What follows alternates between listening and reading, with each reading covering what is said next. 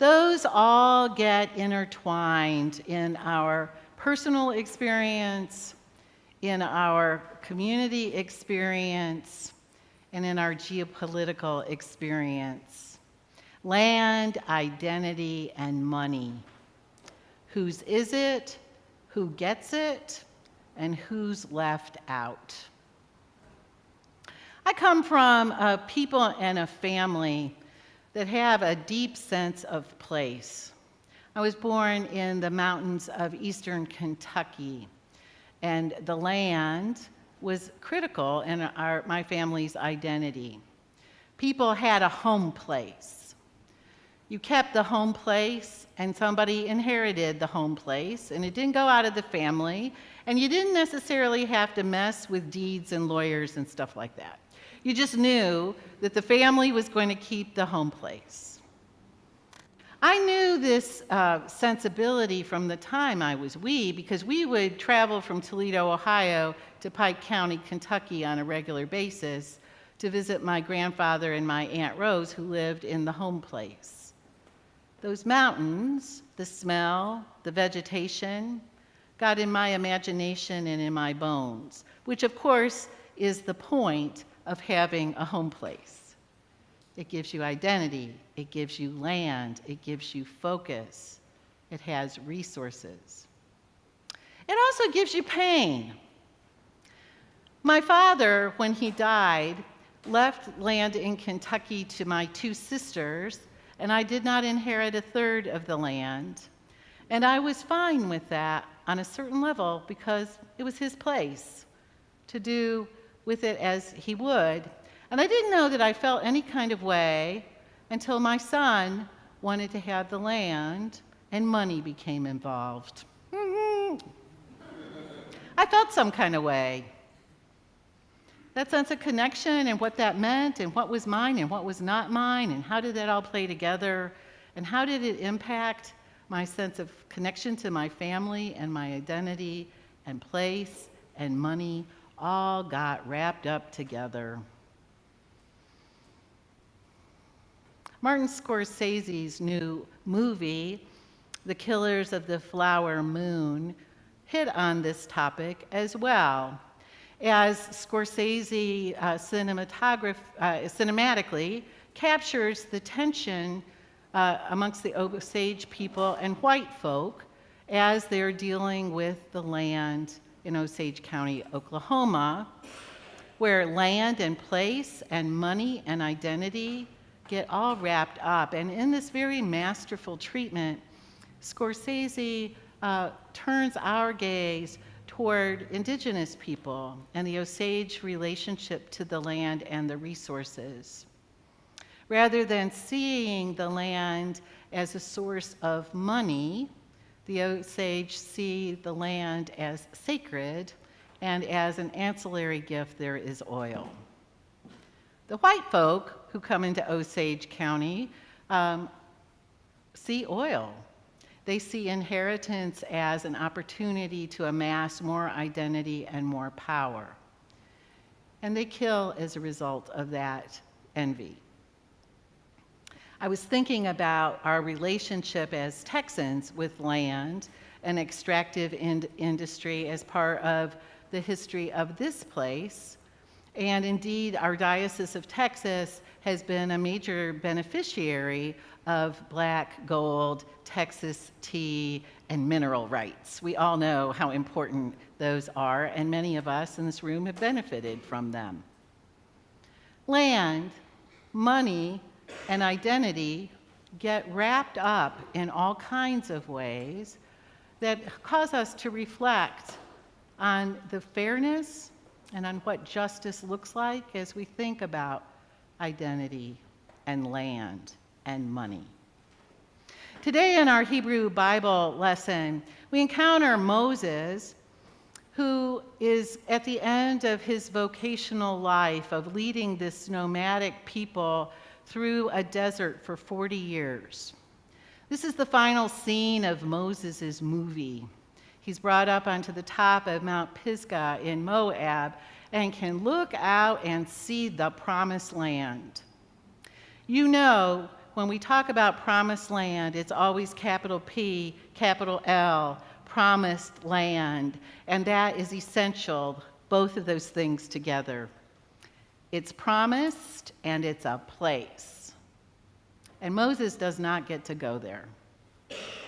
He gets to see it, and he is reminded that God has made a promise to Abraham, Isaac, and Jacob that this land is going to be the people's land, that God has blessed them, it is their land, and their identity is tied to it.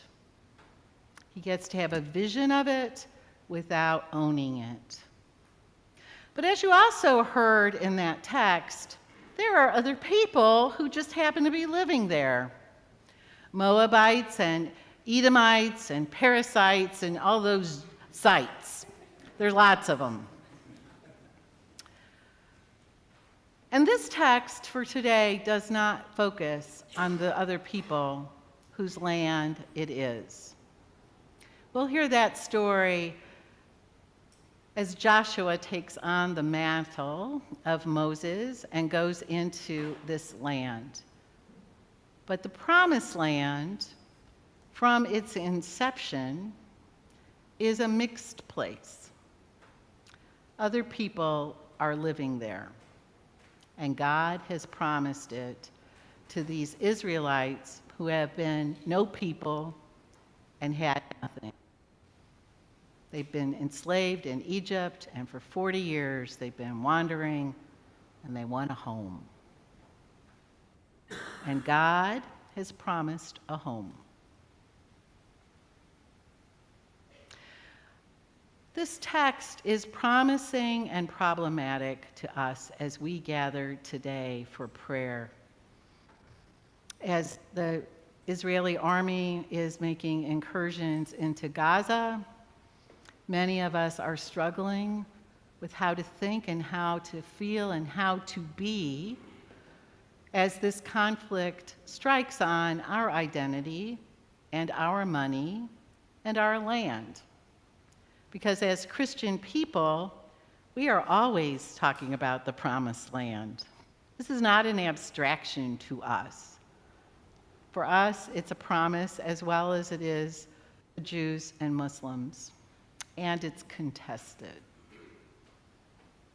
This week, I went to a workshop sponsored by Congregation Emmanuel and the Anti-Defamation League by a leader in the Shema Institute, which works for understanding anti-Semitism and peacemaking.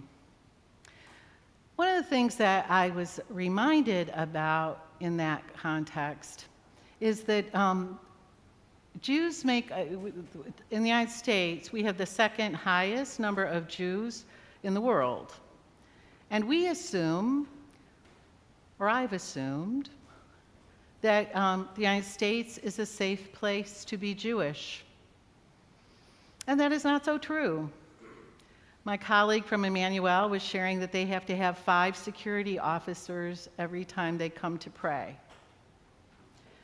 I was reminded that the Episcopal Church, there is many Episcopalians in this country as there are Jews.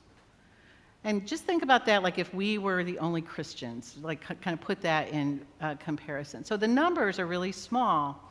The other thing that was striking in this gathering to me is that people did not know what a pogrom was. These were religious leaders who had not heard of a pogrom, so I want to just teach that for a minute. Pogroms were acts of terror that have happened over centuries where localities were targeted and all the Jews in a locality were killed and their property confiscated. The scariest day to be a Jew in Europe was Good Friday, because Good Friday was when the most pogroms were conducted and Jews were killed. So for Jewish people, the existence of the state of Israel, following the hugest pogrom of all, the Holocaust, was an existential lifeline. The state of Israel was a place where Jews could be and defend themselves. That they could have voting rights and property rights and rights to create a culture.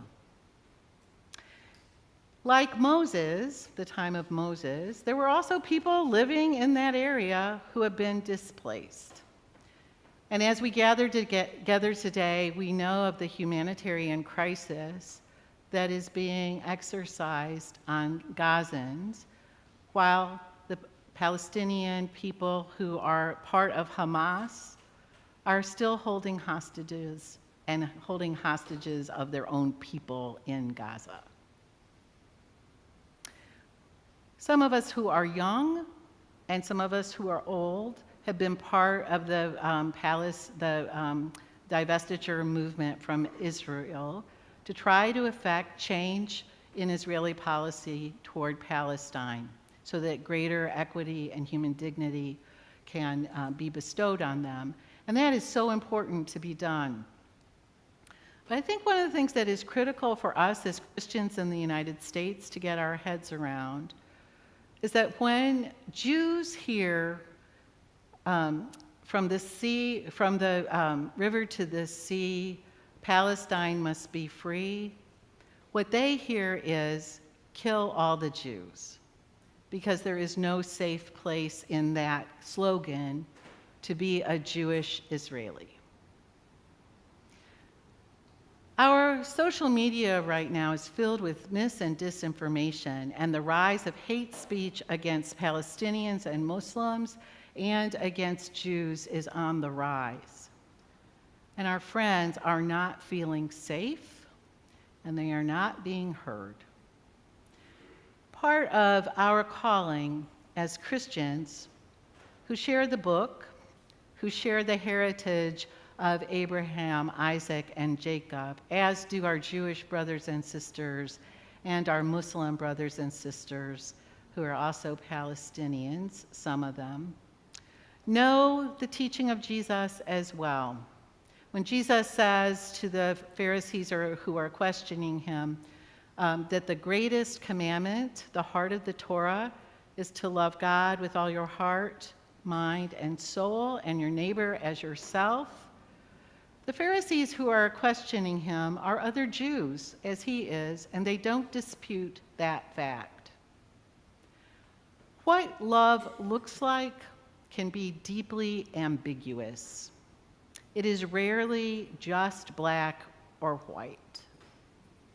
Our gift as Episcopal Christians of a progressive bent is to be able to hold ambiguity in tension. We can love our Jewish brothers and sisters here and in Israel and pray for the release of the hostages, and we can pray for the people of Gaza and work for their well-being. Peace can be our prayer and our action. I want to challenge you in the spheres that you are in this week and throughout this time of conflict to be a bearer of words of love and wholeness and not fall into the trap of duplicitous thinking or of binary thinking. For God, this is not about good guys and bad guys, about Palestinians and Israelis. It's about human beings who are beloved as we are.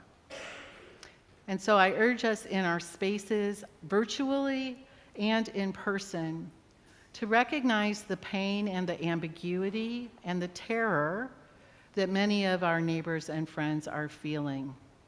And out of love, to stand with them, and out of our citizenship, to work for peace, that Israel can exist and that Palestinians can exist in a state of freedom with dignity. We don't live in a world of ones and zeros. We live in a world that is God's, ultimately, the promised land. Amen.